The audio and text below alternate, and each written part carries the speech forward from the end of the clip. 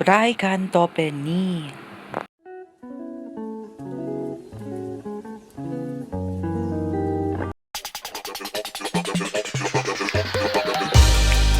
Hello guys! So for today's video ay para sa mga taong gustong matuto ng Thai language. Mga basic words lang po yung isi-share ko sa inyo na mga nalalaman ko. And then numbers 1 to 10 kung paano ba nila binibigkas pag sa Thai, yung 1 to 10. And then yung mga basic na words. So, alam ko nandito ka para matuto and siguro nasa 80 or 90% nanonood ka ng Thai series, especially BL series. So, let's go! Sabay-sabay po tayong matuto. So, before we start guys, sabihin ko lang na at the end of their sentences or word na binibigkas, meron po silang dinudugtong. So, parang expression or paggalang. So, for male, it's crap, cap, or cab. Depende yon sa pag-pronounce. And then, for female speaker, it's ka, ka.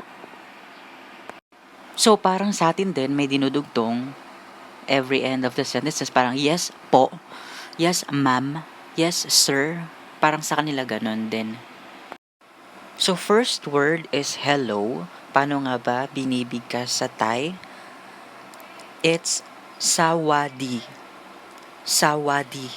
So, if you are a male speaker, it's sawadi kap. Sawadi kap. So, if you're a female, sawadi ka. Sawadi ka. Again, for hello, sawadi. Next is good morning. So, paano ba bigkasin ang good morning sa Thai? It's alun sawad. Good morning. Sa kanila, alun sawad. So, hindi naman masyadong ginagamit tong good morning sa kanila. Parang hello, hello lang talaga. Sawadi ka. Pero turo ko na rin, good morning is alun sawad. So, next, good night. So, paano ba binibigkas sa Thai? It's latri sawad. Latri sawad. So, good night is latri sawad. Next is goodbye. So, paano ba binibigkas sa Thai? It's lagorn. Lagorn. So, lagorn kap. Lagorn ka. Lagorn. Goodbye is lagorn. So, next is see you later. See you later is jargon. Jargon. So, jargon crap. Jargon crap. Jargon ka. So, see you later is jargon. Jargon. So, for the word yes, it's chai. Chai. So, for male, chai cup. Chai crap.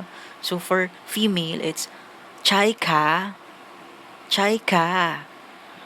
So, the word no is my chai. So, my chai crap. My chai ka. So, the word no is my chai. So, next, the word thank you ay khop kun. Thank you is khop kun. So, if you're a male, khop kun krap. Khop kun krap. So, if you're a female, khop kun ka. Khop kun ka. So, the word thank you is khop kun. So, next is you're welcome. Same lang siya nung no worries. So, it's my Pendrive. So, you're welcome. My Pendrive. My Pendrive. So, first, sorry. Pwede rin siyang excuse me. Sorry is kortod. Kortod. So, if you're a male, kortod kap. Kortod kap. Female, kortod ka. Kortod ka. So, the word sorry is kortod. So, kapag nagtanong ka naman ng how are you, is sabay dimay. Sabay dimay. So, how are you? Sa kanila is sabay dimay. Sabay dimay. So, for I'm fine is sabay di. I'm fine is sabay di. So, next, punta naman tayo sa numbers 1 to 10. So, kung paano ba binibigkas sa Thai ang numbers 1 to 10. So, let's start with number 1. Neng. Number 1 is neng. So, for number 2 is song. Number 2, song. So, for number 3 is Sam. Number 3, Sam. So, for number 4, it's C. Number 4, C. So, for number 5, it's ha. Number 5, ha. So, number 6 is hawk. Number 6, hawk. Number 7, it's jet. 7 is jet. Number 8 is paid. Paid. Number 8, paid. So, for number 9, it's gao. Number 9, gao. For number 10, it's sip. Number 10, sip. So, try nating i-count from 1 to 10. Neng, song, sam, si, ha, hawk, jet, paid, gao, sip.